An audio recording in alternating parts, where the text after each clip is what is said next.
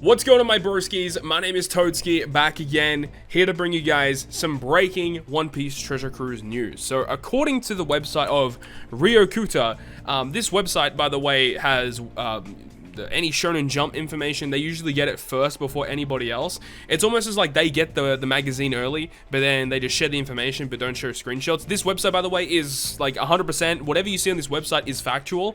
It's just that sometimes the translations can be a little bit funky, and they do not show images typically of stuff that they reveal from V-Jump. But this is 100% confirmed information for One Piece Treasure Cruise, upcoming treasure map versus Komurasaki. We already know that was coming, but then it mentions there's going to be a Sugarfest on the 24th for the Arabian-style Sabo and Koala. So actually, I do have an image I need to pull up real quick.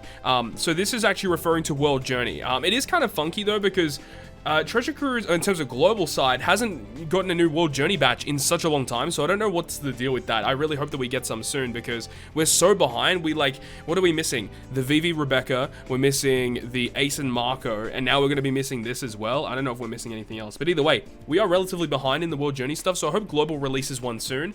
But this is cool. New Sabo and Koala characters that you can pull for on the World Journey banners, and of course, all previous World Journey characters are available on those banners too, so awesome for JP that they're getting that. But then the big info right here, on the 25th, there's going to be a brand new Wano Country Sugarfest introducing a Sugarfest exclusive Zoro. Finally, dude, how long have we been saying that Zoro's been getting shafted in this game?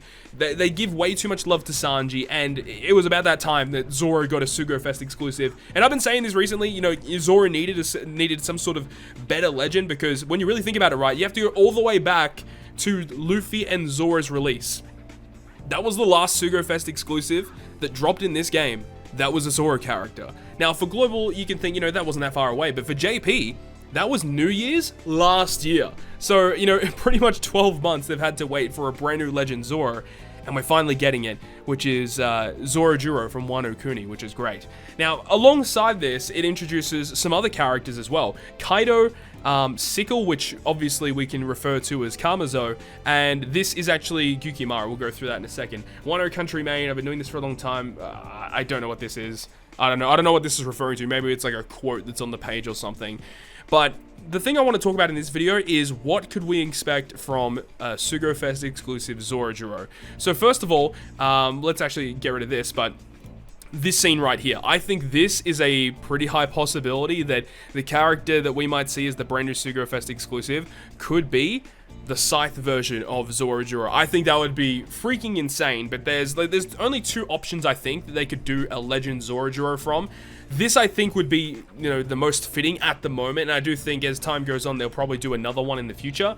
But this is also one that I think could be quite fitting as well, is when Zoro gets his hands on Enma, his brand new sword. Actually, in anime recently, this is what happened. He actually did get his new sword, and this was Odin's sword right here. So it would be cool, you know, it would be really cool if this was also the Legend Zoro. But I think in terms of setting the scene for a Sugarfest exclusive, I think this would probably make the most sense. And considering the characters that come alongside him, which we have Kaido as one of the characters that are coming. Now, we don't know who's a legend. Well, you never know. Maybe they're releasing two legends. Maybe it's another Legend Kaido and a Legend Zoro. I don't think so. Kaido, I think, would probably make sense to be maybe a Colosseum or a free-to-play character. A Colosseum actually would make sense. Colosseum Kaido, probably. But then alongside that, we're also getting Kamazo, which makes perfect sense. And we're also getting Gyukimara, both of which were characters that were in Ringo during this whole fight scene. So I think it makes perfect sense for Zoro to be this character. And for Kaido, I don't really understand why they're choosing Kaido as the character to release alongside Zoro.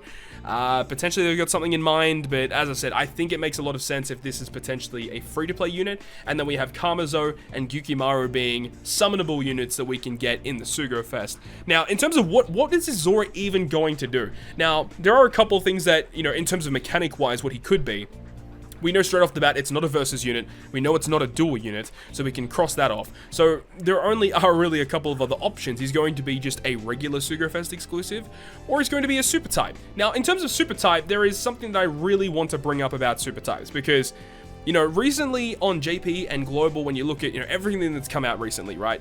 you know, with Roger and Odin, really good, powerful strength and size super types. The Luffy and Sanji batch, which introduced Germa 66, and the Sweet Commanders, really strong strength and size super types. We had the Halloween batch, really strong int super types. But when you take a look at some of the other colors in this game, this is filtered by only Quick and Dex super type characters, and we only have the original batches of them introduced into the game. So we only have Hawkins and Kid for Dex, and we only have Smoker and Sugar for Quick. Now, I don't know about you guys, but this is a little bit of an issue, and a lot of people have realized this, and you know, we're trying to clear the 10-star difficulty GARP challenges.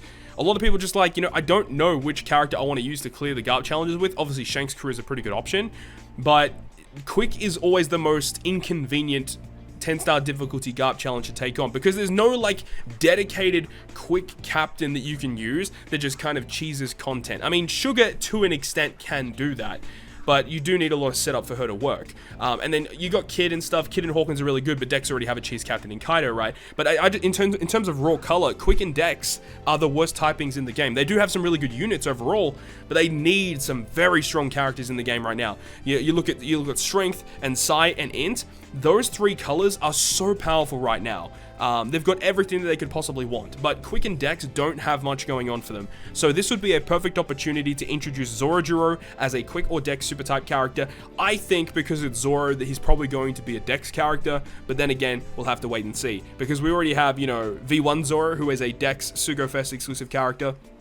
I would be fine with him being Quick, because we've already got V2 Zoro who's int, we've got the Dex one in V1, you know, if they're going to do V3, I would be totally fine with him being a Quick character. I mean, even look at Luffy and Zoro, right? Luffy and Zoro are a Strength and a Dex character, Zoro being the Dex character. So I get the fact that, you know, they always like to put him as the Dex unit, but I think it would be cool if they kind of changed it a little bit and made him a Quick unit. And then again, like, what would he even do at that point? Honestly, I have absolutely no idea what they're going to do for this unit, and we don't even have a screenshot of what the unit looks like. And look, at this point in time, we don't know, because sometimes they reveal a V-jump, and they'll say, like, there'll be like a little box in the corner with some text that says, oh, by the way, Sugarfest exclusive Zoro is coming. And that's exactly what happened with V3 Lore, because they revealed like the stuff in V-Jump, and it didn't reveal any new information in terms of the images, but once you translated the page, it actually said in like a really small box, oh, by the way, V3 Lore and the Sugarfest exclusive Lore is coming. So, you know, I would say don't expect this scan to potentially reveal everything. I think there's a good opportunity. They're probably going to show the World Journey units off in terms of their artworks. They're probably going to show a small artwork of that, and you know, if they're really going to do it, I would love for them to reveal the artwork of Zoro, just so we can get a little bit of a glimpse as to what he's going to look like. But I think it's a pretty safe bet at this point that he's probably going to be this style of Zoro, being from Ringo against Kamazo, and also having Yukimaru there. And it only mentions those three characters alongside Kaido. I mean, I don't understand why Kaido is here. And it would be weird to only release a Sugarfest exclusive with just two other rare recruits. I mean, they did that for V3 Lore, but I mean, wait. Imagine if it's a worldwide release. V3 Zoro. Nah, surely not. We just had Roger and Odin. Nah, that's silly. Don't just completely forget what I just said. That is not happening. There's no way that's happening. Although that would be really cool. And then also, just very briefly, shout out to Bounty Rush. They're actually getting Kozuki Odin coming to the game. So shout out to our Bounty Rush friends who are going to be playing around with Kozuki Odin now, which is really, really exciting for them, because obviously on Global, on Treasure Cruise, we've had him for, you know, a little bit now. We've had a pretty good chance to play around with him. He's a really good fun. So I hope that on Bounty Rush, he's really, really good. But that's all the information we have right now, and of course, if there is any other breaking information, I'll definitely try and bring it to you guys as soon as I possibly can. But let me know your thoughts and opinions down below in the comment section. What do you want to expect from this Zoro? What do you want him to do? What do you think he's going to do? I think Quick or Dex Super type makes the most sense, but we'll have to wait and see. And also something that I was thinking about is, because around this time of year, every single year on JP, they typically release a waifu batch to commemorate Valentine's Day. And they always typically release it like at the very beginning of February, but they're releasing Zoro like right at the end of January. So there is still a potential opportunity for them to do another waifu batch, maybe in the middle of February this time. Maybe it's actually going to release on Valentine's Day. We'll have to wait and see how that all plays out. But anyways, as I said, let me know your thoughts and opinions down below in the comment section. Would be very interested to see what you think. And if you guys enjoyed this video, make sure you go ahead and hit the like button. And if you want to stay up to date with all the content that I post, including more One Piece Treasure Cruise content, make sure you hit the subscribe button down below. But other than that, guys, I'll see you guys within the next video.